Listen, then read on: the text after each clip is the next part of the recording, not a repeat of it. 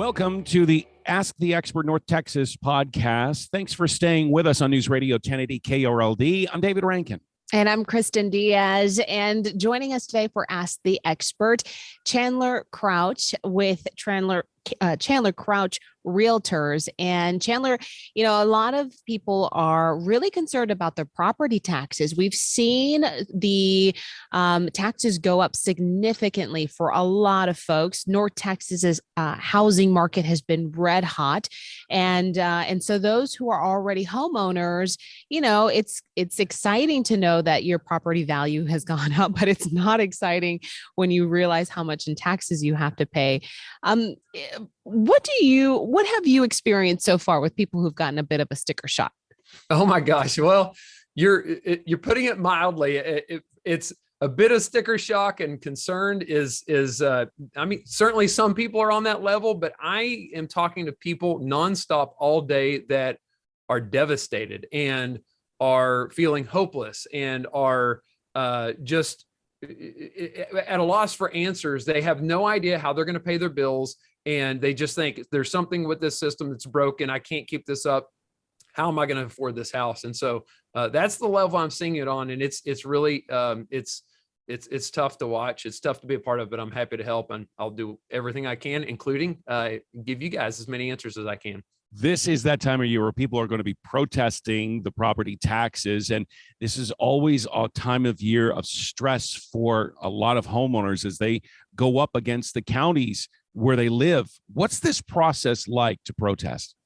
Well, the process is actually, it just kind of depends on how much time and effort you want to put into it. And on the most basic level, there's a few very easy steps that you can take to just make sure that there's not an easy win that you can have. So at the very most basic level, what I would recommend is go onto the appraisal district website in your county and see if there's an online portal that you can utilize. I know in several counties the major counties are. In Tarrant County, you can utilize their online portal and get an instant answer to a protest request where you basically just send them a number, and in an instant, they will let you know if they can approve that number for a reduction or not. And then the question is, well, what happens if your county doesn't have something like that? Or what kind of homework would you need to do if you wanted to take it to the next level? And still, even if you wanted to escalate it, it could be as simple as a phone call or a trip down to their office to just show them a couple pieces of data. And as long as you have something that would give them the justification to lower the value a little bit, then it may just be as quick as one conversation and then you're done. During the pandemic, we saw a lot of evictions happening. People were losing their jobs or because of the situation of the lockdown or what have you. Do you think that we'll see something similar with folks who, can't pay their property taxes? I mean, how much leverage do they have to work with the county? Because obviously the county doesn't want to lose all of these people either, right? That's exactly right. Well, and you're right. The county can only do so much. The appraisal district, as much as they give us discomfort and they evoke all those negative feelings when we get our value notice, they're just part of the equation. The equation that makes up your property taxes, it's your property tax value, which is what's got all of our attention today. But they take that value multiplied by the tax rate minus your exemptions, and that equals your tax bill. So the property value of the portion of the equation is just one part, the tax rate and your exemptions, and really on the bill, the amount you pay should be the part that gets all the attention, because the reason why you pay a certain amount is because somebody somewhere at your school district, your city, or your county is spending money. There's a budget that money goes to satisfy, and if that budget increases, then everybody pays more tax. And you need to protest to make sure you're not overpaying. But you're right, there's only so much help that protesting will do. So for new homeowners in the North Texas area, they may not have realized what it used to be and what it is now. What kinds of figures are we looking at? How much have the increases gone that you've seen so far?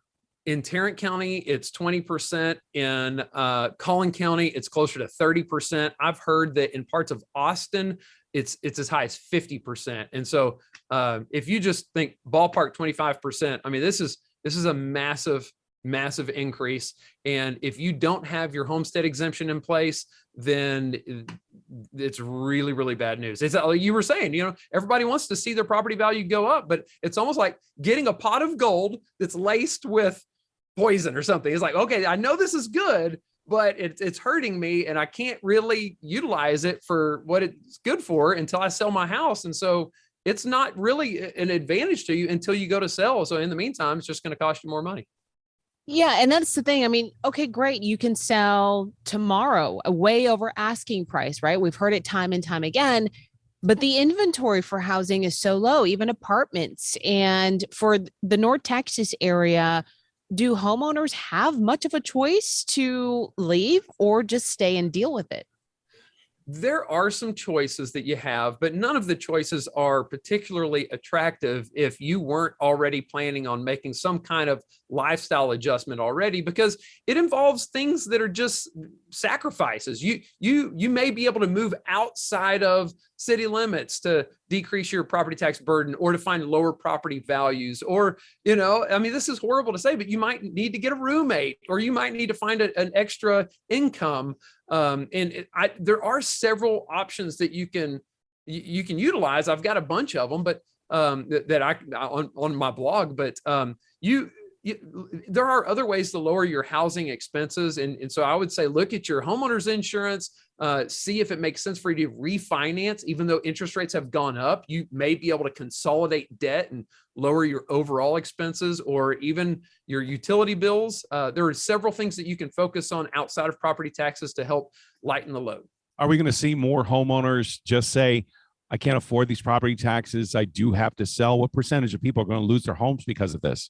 Absolutely. And that's, I'm a real estate broker. So I get phone calls into my office every single day. And right now my inbox is being filled with them. I just looked, we had 250 incoming emails in the past hour. So it's people are saying, I can't afford this, I'm going to have to sell. And then the question is, well, what are you going to do next? And, downsizing is an option, but absolutely people are going to lose their home. And oddly enough, we don't see just a ton of property tax foreclosures, but good people don't like to get behind on their bills. They want to pay their bills. And if they know they're going to get behind, they bail out and go find other options before it gets to that most of the time. And so we're seeing the squeeze that is very real, and people are having to make real sacrifices. And it's ugly. The view that I have is very ugly, seeing the desperation that people have. They need answers, and there's only so much we can do until we reform the whole system. Mm-hmm. And that's not going to help us today. Some of our listeners might have also secondary homes. And are you seeing more, rental properties going up, or people choosing to make them Airbnbs instead for these vacation homes they might have? Absolutely. And these are the folks that hurt me the most, because there aren't any real exemptions that they can have. And the property owners, I'm going to go to a meeting here on like May 12th or something, where a bunch of landlords are going to get together, and all I'm going to do is talk about property taxes. And the thing is, most people might think of an investor landlord as like some big bad bully, but they get to know tenants. They don't want to have to raise rent, but that's what happens without any exemptions in place on these properties. They have to pass on some of that cost to the tenant. Their rent goes up. And so everybody is feeling the squeeze. We're seeing all sorts of different things where people are trying to mitigate this, but the answers for people that have rental properties and don't have the exemptions are fewer and far between, and it's tough. Speaking of rental properties, are you seeing homeowners that have decided that because their property taxes are so high that they've decided that they're just going to rent instead of own? Is this hurting home ownership? Yes. I've got a few names that come to mind right now. And there are people, as the property taxes increasing and property values increasing goes hand in hand. And so as each property becomes more expensive because of market dynamics, the bills because of property taxes go up. I have a client who they wanted to buy a house, and they could spend something like $500,000 to get their dream home. And several months went by, and that dream home didn't come on the market. And now that the same house that they would have paid $500,000 on is now $700,000 or something crazy, and they can't afford it anymore. So they're just renting, and it's a tough situation. Let's talk about again, the protesting process. What kind of paperwork? What are you showing to beg for that lower number? Well, there's an offensive approach and defensive approach, and I recommend that you go down both paths. And I'll start with the defensive. The defensive approach is to ask the appraisal district for the evidence that they're going to use against you in the protest itself. A lot of times, if your county has one of those online portals, the evidence might be as easy as a click away, but you contact them, they have to give you that evidence by law, and they can't reintroduce any new evidence after that. And anyway, what they do with this is the homeowner needs to look at those houses that they're using to substantiate a higher price, go drive by those houses and make sure that the house actually does compare to their own. And if it doesn't compare, then that's going to become part of my argument to say, hey, look, you're trying to increase my value, but you're using a house that doesn't compare to mine. Therefore, I don't think you should use this evidence. And then you need to bring your own evidence. And this is part of the offensive approach. So your own evidence is going to consist of two parts: market data, which is comparable sales of houses that have sold recently around your house. You can get this from a realtor. And here, I'll give you a little bonus tip. Tell your realtor they can go all the way back to January 1st of 2021 through March 31st of 2022 to that entire window of sales are permissible from the appraisal district's perspective. So you gather the market data, and that's one angle. And then the other angle is condition evidence. And the components of that are photos of condition issues and estimates from contractors. If you put all that together, you take a little bit of time to do your homework and do the things that the appraisal district can't do or won't do. They're never going to get out and drive around and look at these things. If you do that heavy lifting, then you will be successful almost. At least you'll have about a 90% success rate. What are the percentages of success versus failure as far as protesting your property taxes? It's higher than you think, because right now you're getting a property tax value notice in the mail, and you look at that number and you think, my gosh, there are houses that I see selling today for much higher than that. But what people don't realize is the number on that paper is supposed to reflect what the value was back on January 1st of 2022. So as much as values are increasing, the sales you see today are not going to be the evidence that you would use. You can use sales from last January and last February. And so the odds of getting a reduction are about the same this year as they have been any other year. If you put together an argument with some data that gives them the excuse they need to lower your value, you're going to have about a 90% chance of getting a reduction. Wow. What's the time window that folks have right now to be able to prepare this argument and get things done?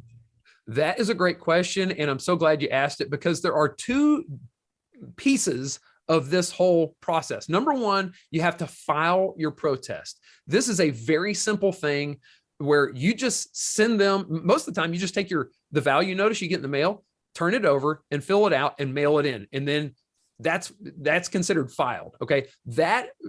Or you could send them just a letter and say, I intend to file a protest on this property. I think the market value is incorrect. You mail that in. That satisfies the legal requirement that must get fulfilled before your protest deadline. The protest deadline is slightly different in each county. In Tarrant County, it's going to be May the 16th. It would be May 15th, but rolled over to Monday because 15th is a Sunday. So anyway, but it's going to be about 30 days from the date you get your value notice, and the deadline will be on the front of your value notice. And so you have to file your intent to protest before the deadline. And then it's going to be sometime after that they're going to give you a hearing date. And that's your real deadline to put together all your evidence, go down and talk to the appraisal district, see if you can work out some kind of agreement informally. And if you can't, then you show up for your hearing date on the date that they assign to you. Yeah, it seems to be May 15th, May 16th throughout North Texas. Is there a bubble happening right now with real estate? And is this bubble going to burst at any time and get back to what we've known as normal around North Texas? That's a great question. I'm constantly studying the market. I'm asking myself this question all the time and fielding this question. And I will say no. But I will also say this: nobody can predict the future. And the reason, the basis of my conclusion comes from one simple dynamic. A bubble is when the price outpaces market fundamentals of supply and demand. And it's largely because of speculation. And so right now, if you just look at the supply and demand, I can give you numbers of every area in the Metroplex where it's very, very common for a house to come on the market for about 4 days, and for that one house to have 50 showings and get multiple offers. So, and on the extreme end, we're seeing houses get 200 showings over a course of a weekend. I mean, it's really off the charts. And so with that going on, I don't care what people say about interest rates, and I don't care how much property values have gone up. What I know is this: if 100 people look at that house over a weekend, they're going to sell it to one of those people. Those 99 other people have to go find a house somewhere. And as long as that exists, and there aren't houses. So you've got demand is sky high, supply is low. And so as long as that exists, then the price increases are based on sound market fundamentals. We're not in a bubble. It could happen, but I don't see it happening anytime soon. We've got to increase supply. Demands, the edge needs to be taken off the demand, which will maybe happen with increasing interest rates. So I don't think we're going to see it. Any misconceptions you want our listeners who are really worried about this? Any hope that you can give them? Yeah, well, I would just say this. I want to give some encouragement, and I will dispel some misconceptions. The encouragement that I have is go protest. You don't have to learn this thing inside and out. I've got some how-to videos that will walk you through this one step at a time if you want some of that. But if you just take what you've learned in this conversation, take action, file your protest. There's no harm in it. There's no negative repercussions. Nobody's going to raise your value. You're not going to end up on some kind of government naughty list. It's not going to decrease the actual value of your home. When you go to sell your house, there's not a realtor or an appraiser on earth that's going to look at your tax value and say, oh my gosh, they protested and got a reduction, it must be worth less. They understand when a house is put on the market, it's fixed up and it's prepared to get top dollar. When you're protesting, you're not fixing up your house, but it's being compared to other houses that have been fixed up on the market. So you should protest because the condition of your house is almost by definition not going to be as good as the houses they're comparing you to. So I would just say this: as much as complicated as this system is, just take these few steps and file the protest and ask a realtor for some comps and just send it in and see what happens. If you want to escalate it to the next level and you don't want to spend the time, then I would say hire a property tax consultant. I do it for free here in Tarrant County, but these people, I don't know anybody else that does it for free. That's kind of crazy, but they offer a valuable service. And if you want to make sure that you're squeezing every dollar out of your protest, then it's a good avenue to go down. So there's that. Hey, I've got a little tip that some people might find very beneficial. If you want to make sure you're doing a great job on your protest, but you don't want to leave your home or office, if you Google to find a property owner evidence affidavit for property taxes in Texas, then you can fill out that form and mail it in, and they will have a formal protest. And instead of you sitting in the seat and having to endure that hearing, that sheet of paper and whatever evidence you package along with it will sit in your place for you. They'll conduct a hearing, and it's not as effective as doing it personally, but if you put the right kind of evidence together, you can get a reduction and you don't have to waste your time going down there.